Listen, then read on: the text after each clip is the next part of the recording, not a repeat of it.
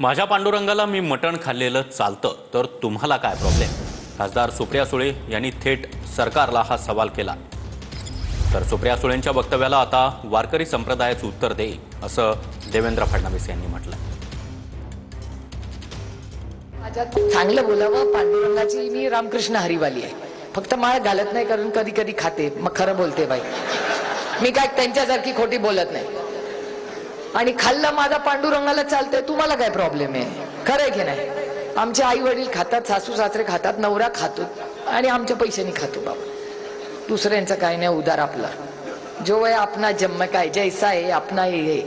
कुणाला आपण कुणाला निंदे नाही. जो आहे डंगे की चोट पे दिल खोल के करो. माझ्या पांडुरंगाला मटण खाल्लेलं चालतंय, बाकीच्यांना काय? याचं उत्तर मी देणार नाही. याचं उत्तर महाराष्ट्रातले तमाम वारकरी देतील.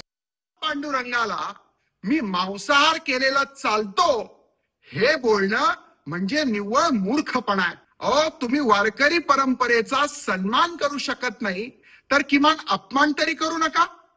पण असं आहे, मौलाना शरद पवारांच्या मुलीकडनं दुसरी काय अपेक्षा करा?